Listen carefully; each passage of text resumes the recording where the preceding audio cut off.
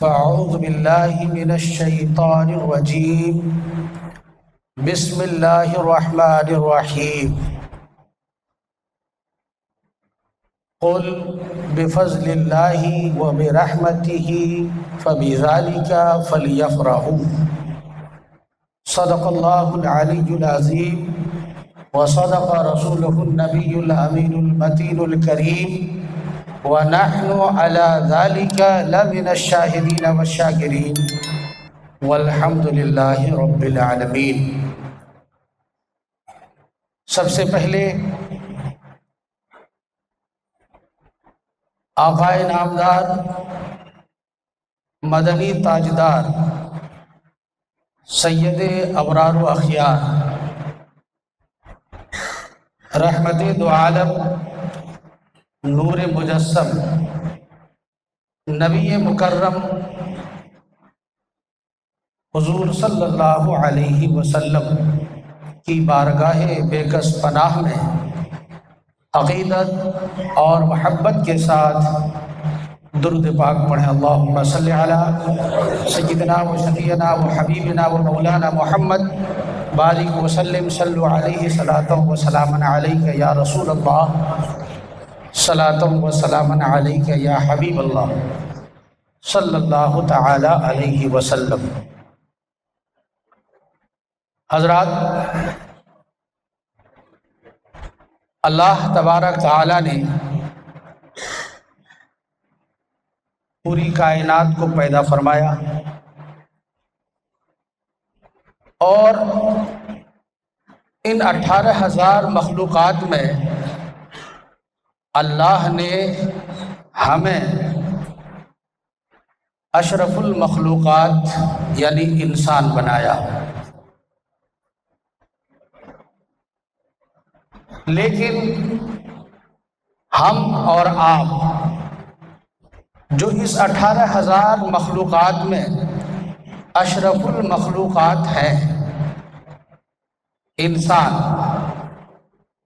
اس میں رب کائنات کا ہم پر یہ کرم ہے، یہ احسان ہے کہ اللہ تعالیٰ نے ہمیں محمد الرسول اللہ صلی اللہ علیہ وسلم کی امت میں پیدا فرمایا۔ اب ہمارے اوپر یہ ذمہ داری ہوتی ہے کہ ہم اپنے آقا و مولا جناب محمد رسول اللہ صلی اللہ علیہ وسلم کی امت ہونے کا حق ادا کریں۔ قرآن پاک میں اس امت کو ایک جگہ خیر امت کہا، بہترین امت، اور ایک جگہ امت وسط کہا، اور ان دونوں کی وجہ بھی قرآن کریم کے اندر موجود ہے۔ رب نے اس کی وجہ بیان کرتے ہوئے اعلان فرمایا، تأمرون بالمعروف وتنہون عن المنکر، خیر امت اور امت وسط یہ ہو تم لوگ کیونکہ تم برائیوں سے روکتے ہو اور بھلائیوں کا حکم دیتے ہو۔ تو پتہ یہ چلا کہ ہمیں برائی سے روکنا اور بھلائی کا حکم دینا یہ ہم پر عائد ہوتا ہے، یہ ذمہ داری ہے، اور ہر انسان کی یہ ذمہ داری ہے کہ اگر وہ برائی کو دیکھے تو اس کو روکے اور بھلائی کا حکم دے۔ انسان اپنی طاقت کے اعتبار سے، ایسا بھی نہیں کہ اپنی طاقت سے زیادہ اس کو یہ کام کرنے کا حکم ملا ہو۔ آقا دو عالم صلی اللہ علیہ وسلم کی ایک حدیث ہے، فرماتے ہیں نبی کہ جب تم میں سے کوئی بری چیز کو دیکھے تو اسے چاہیے کہ وہ اس بری چیز کو روکے، ہاتھ سے روکے، اور اگر ہاتھ سے روکنے کی طاقت نہیں رکھتا ہے تو زبان سے روکے، اور اگر زبان سے بھی روکنے کی طاقت نہیں رکھتا ہے تو کم سے کم دل سے برا جانے۔ آقا نے فرمایا دل سے برا جاننا یہ ایمان کا سب سے کمزور والا حصہ ہے۔ پتہ یہ چلا کہ ہمیں برائیوں سے روکنا اور بھلائیوں کا حکم دینا، ہم روکنے اور حکم دینے کا اس وقت صحیح طور پر یہ عمل کر سکتے ہیں اور مجاز ہو سکتے ہیں جبکہ ہم خود अच्छाइयों پر عمل کر رہے ہوتے ہیں اور خود برائیوں سے رک رہے ہوتے ہیں۔ انسان جب کوئی اچھا کام کرتا ہے اور پھر وہ حکم دیتا ہے تو پھر اس کے بعد کی اثر ہوتی ہے، اور اگر وہ برائیوں سے رکتا ہے اور پھر برائیوں سے روکتا ہے تو لوگ اس کی باتوں کو توجہ سے سنتے ہیں، اس پر عمل کرنے کی کوشش کرتے ہیں۔ تو ہم پر یہ اللہ کا احسان عظیم ہے کہ اللہ نے ہمیں اس امت محمد میں پیدا فرمایا۔ حضرات، امت محمد میں پیدا فرمایا، اس کی وجہ اور جو ہم نے آپ کے سامنے بتایا اور ہم پر جو احسان ہے، ظاہر سی بات ہے کہ انبیاء کرام اس دنیا میں کم و بیش 1,24,000 تشریف لائے، لیکن ان تمام انبیاء کرام میں جنہیں سید الانبیاء ہونے کا شرف حاصل ہے وہ ہمارے اور آپ کے آقا و مولا جناب محمد رسول اللہ صلی اللہ علیہ وسلم ہے۔ یہ مہینہ آقا کی ولادت کا مہینہ ہے۔ اللہ تبارک تعالیٰ نے اپنے محبوب کو اس مہینے میں پیدا فرمایا۔ آقا دو عالم صلی اللہ علیہ وسلم کی آمد ہمارے لیے بہت بڑی نعمت ہے۔ انسان کو کوئی چھوٹی سی نعمت مل جائے تو خوشیاں مناتا ہے، اس کی تعظیم کرتا ہے، اس دن کو سیلیبریٹ کرتا ہے، اس کو یاد رکھتا ہے، یادگار کے طور پر اس کو مناتا ہے۔ اس مہینے میں اللہ تبارک تعالیٰ نے اپنی سب سے بڑی نعمت عظمیٰ کو اس دنیا کو عطا فرمایا، اور یہ ہم نہیں، قرآن پاک اعلان فرماتا ہے لقد من اللہ علی المؤمنین اذ بعث فیہم رسولا، کہ اللہ تبارک تعالیٰ نے مومنین پر احسان فرمایا۔ لقد من اللہ نے احسان فرمایا مومنین پر کہ انہی میں سے ایک رسول کو مبعوث فرما دیا، انہی میں ایک رسول بھیج دیا۔ ذرا غور کیجئے گا، اللہ نے بہت ساری نعمتیں دی ہیں۔ مختصر میں ہم کو اللہ تبارک تعالیٰ نے پیدا کیا، اس ساری کائنات کو، انسان کو پیدا کیا۔ انسان کے سر کے بال سے لے کر پیر کے تلوے تک، اس کے جسم کا ہر حصہ، ہر ٹکڑا، ہر عضو، یہ اللہ تبارک تعالیٰ کی نعمت ہے، کھلی ہوئی نعمت ہے۔ ہاتھ، پیر، سر کے بال، آنکھ، ناک، کان، منہ، یہ ساری کی ساری چیزیں اللہ تبارک تعالیٰ کی نعمت ہے۔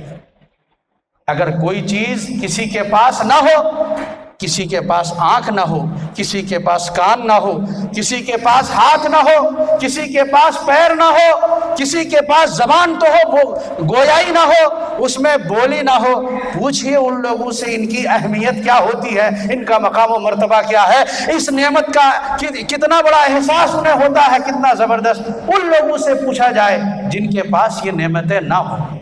پیارے محترم بزرگ اور دوستو، صرف یہی نہیں کہ اللہ نے ہمیں پیدا کیا اور ہاتھ پیر وغیرہ دے دیا، زندگی دے دی، نہیں، بلکہ زندگی گزارنے کے سارے اسباب بھی پیدا فرمایا۔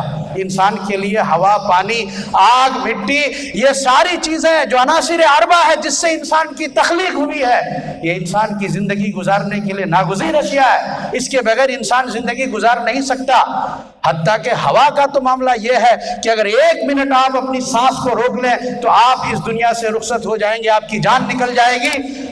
لیکن اللہ تبارک تعالیٰ نے اس ہوا کا اہتمام اور اس کا انتظام کتنا فرمایا، آپ جہاں کہیں بھی رہیں ہوا آپ کے لیے موجود ہے۔ آپ کو ہوا حاصل کرنے کے لیے کسی محنت و مشقت کی بھی ضرورت نہیں ہے۔ آپ نے یوں سانس اندر کھینچی، ہوا اندر چلی گئی، سانس آپ نے باہر نکالی، ہوا باہر نکل گئی۔ اندر کی ہوا اندر رہ جائے اور باہر کی ہوا اگر باہر رہ جائے تو پھر آپ دم توڑ دیں گے۔ لیکن پیارے محترم بزرگوں اور دوستو، ذرا اندازہ تو کیجئے، اتنی بڑی نعمت ہے ہوا، مگر اللہ نے نہیں فرمایا کہ مومنو، اے میرے بندو، ہم نے تمہیں ہوا دی ہے، یہ میرا احسان ہے، نہیں، بلکہ احسان جتلایا تو صرف اور صرف ایسی نعمت پر جو اللہ کے نزدیک سب سے بڑی نعمت ہے، اور وہ ہمارے اور آپ کے آقا جناب محمد رسول اللہ صلی اللہ علیہ وسلم۔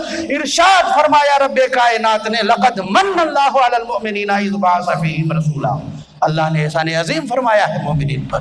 تو جب اتنی بڑی نعمت ہو پھر اس نعمت کا چرچا کیوں نہ کیا جائے، پھر اس نعمت کا ذکر کیوں نہ کیا جائے، پھر اس نعمت کا ذکر کر کے اپنے آپ کو مشرف کیوں نہ کیا جائے۔ یاد رکھیے، ہم اور آپ اگر نبی کا ذکر کرتے ہیں تو یہ مت سمجھیے کہ اس سے نبی کا مقام و مرتبہ بڑھتا ہے، نہیں، بلکہ نبی کا ذکر کر کے ہم اپنے مقدر کو چمکا رہے ہوتے ہیں، ہم اپنی تقدیر کو چمکا رہے ہوتے ہیں، ہم اپنا مقام و مرتبہ بلند کر رہے ہوتے ہیں۔ تو پیارے محترم بزرگوں اور دوستو، اللہ تبارک تعالیٰ نے قرآن پاک میں ارشاد فرمایا، قُلْ بِفَضْلِ اللَّهِ وَبِرَحْمَتِهِ فَبِذَلِكَ فَلْيَفْرَحُوا، اے محبوب آپ اعلان کر دیجئے کہ یہ رب کی رحمت اور رب کے فضل پر خوشیاں منائیں۔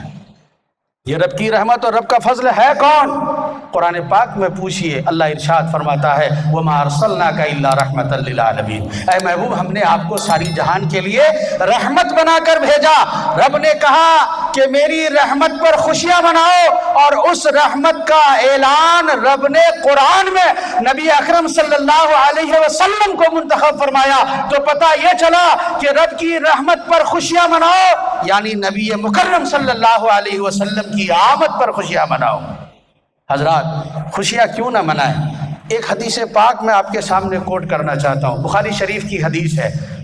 اس حدیث کو امام بخاری نے 2 جگہ نقل فرمایا، کتاب الایمان کے اندر بھی اور کتاب التفسیر کے اندر بھی۔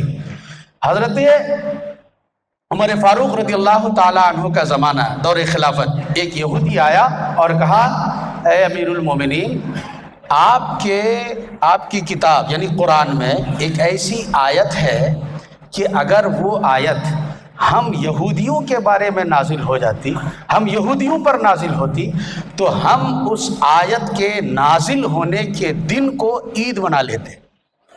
کیا منا لیتے؟ عید منا لیتے۔ تو حضرت عمر نے فرمایا وہ کون سی آیت ہے؟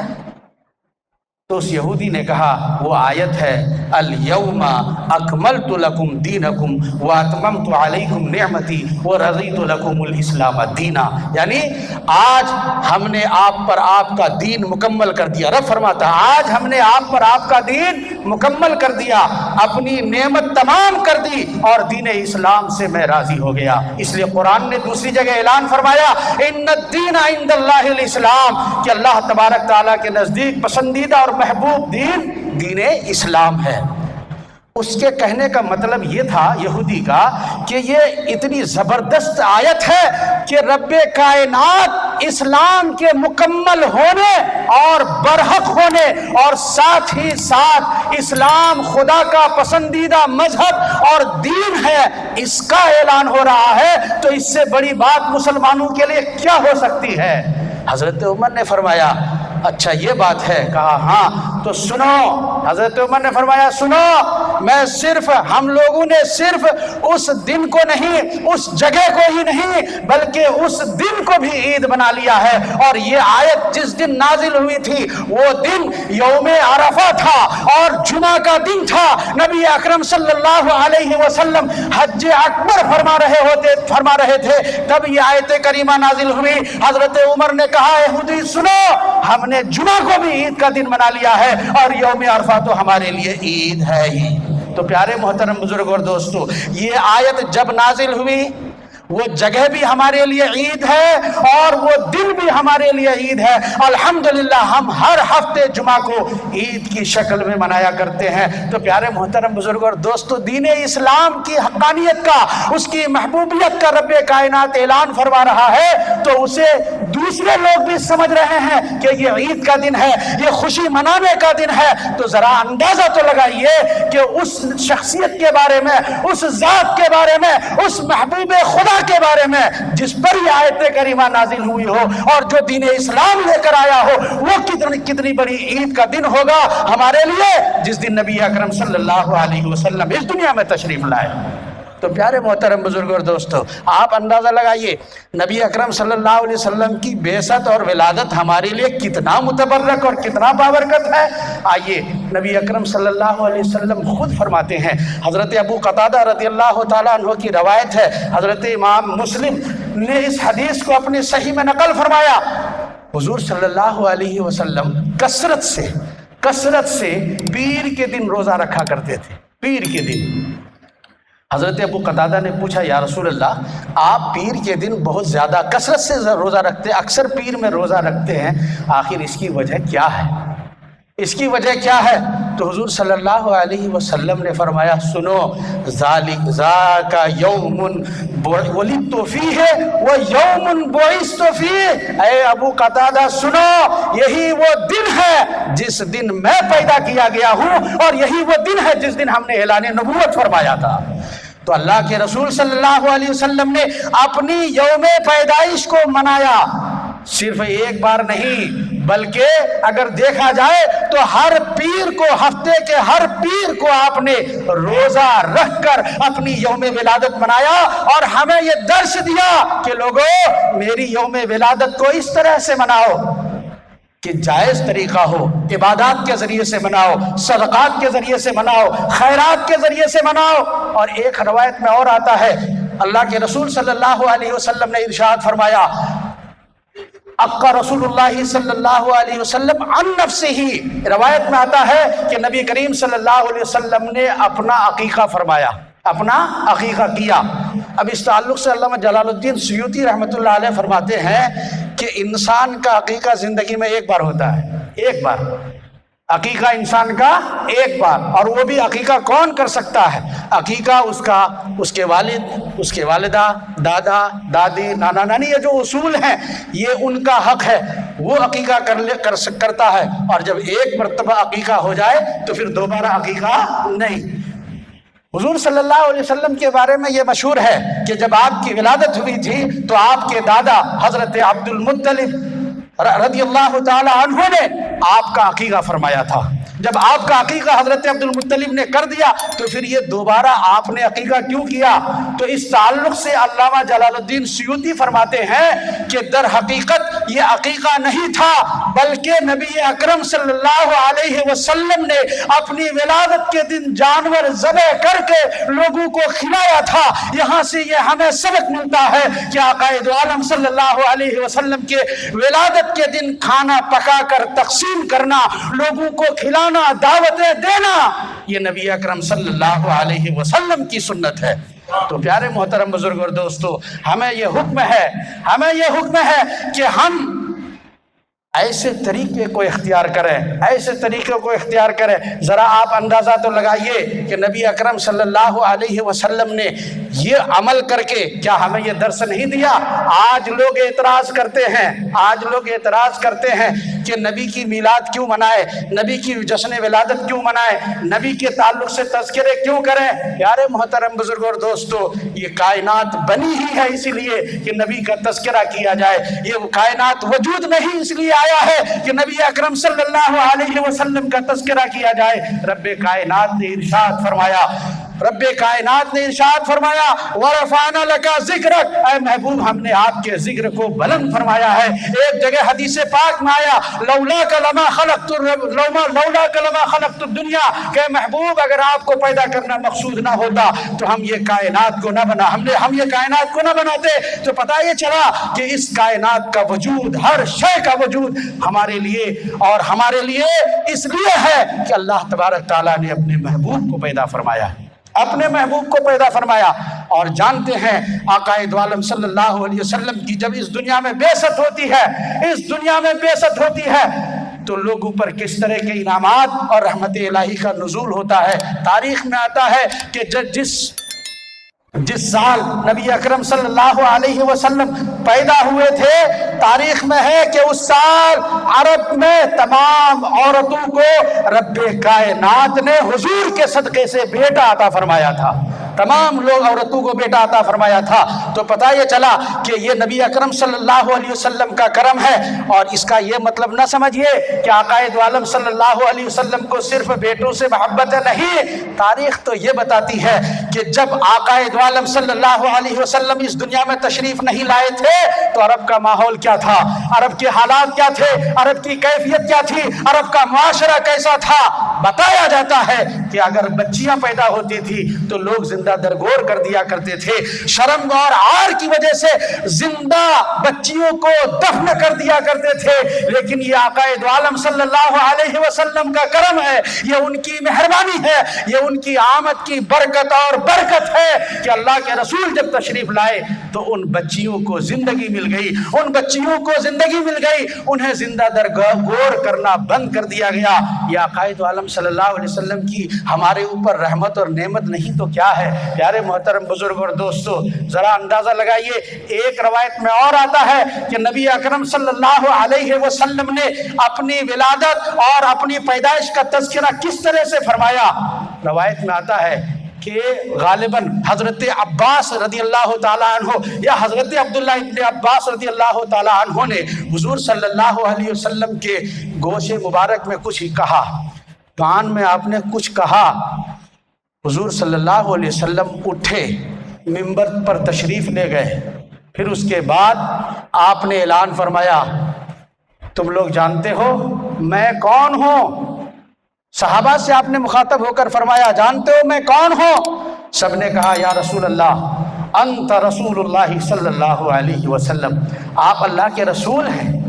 حضور نے فرمایا انا ابن عبداللہ ابن عبد المطلب، کہ میں عبداللہ کا بیٹا اور مطلب کا پوتا ہوں۔ سنو، اللہ تبارک تعالیٰ نے اس دنیا کو بنایا تو اس میں سب سے اشرف انسان کو بنایا اور ہمیں اس انسان میں پیدا فرمایا، اور جب اس انسان کو عرب و عجم میں بانٹا گیا دو حصے میں، تو اللہ تبارک تعالیٰ نے ان میں سے جو بہتر حصہ عرب کا تھا مجھے اس عرب میں پیدا فرمایا۔ پھر جب اس عرب کو قبیلوں میں تقسیم کیا گیا تو اللہ تبارک تعالیٰ نے اس میں جو سب سے بہتر قبیلہ قریش کا تھا اس میں رب کائنات نے مجھے پیدا فرمایا، اور جب ان قریش قبیلے میں خاندانی اعتبار سے تقسیم کیا گیا تو مجھے رب کائنات نے بنو ہاشم میں پیدا فرمایا۔ الغرض کہ ہمیں رب کائنات نے ہر چیز میں سب سے زیادہ ممتاز فرمایا ہے۔ نبی اکرم صلی اللہ علیہ وسلم نے یہ اعلان کہاں فرمایا تھا؟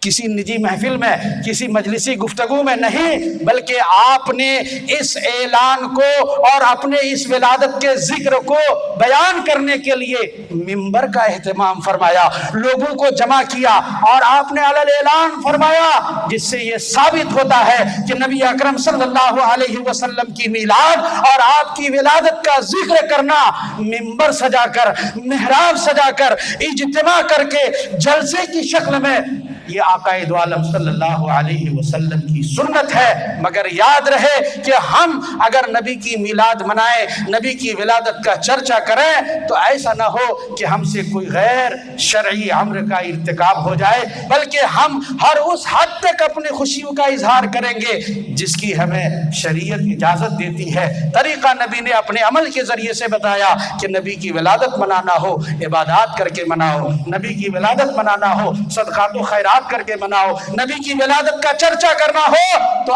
آپ اس طرح سے نبی کی سوانح کا ذکر کریں، نبی کی رحمت للعالمین کا ہونے کا ذکر کریں، نبی کی فیاضی کا ذکر کریں، نبی کی سخاوت کا ذکر کریں، نبی کے خاندان کا ذکر کریں۔ یہ سب کے سب اسی میلاد النبی صلی اللہ علیہ وسلم کا حصہ ہے۔ اللہ تبارک تعالیٰ سے دعا ہے کہ مولا تعالیٰ ہمیں اور آپ کو آقا دو عالم صلی اللہ علیہ وسلم کی سچی ولادت کا صحیح طریقہ منانے کی توفیق رفیق عطا فرمائے۔ وآخر دعوانا الحمدللہ رب العالمین۔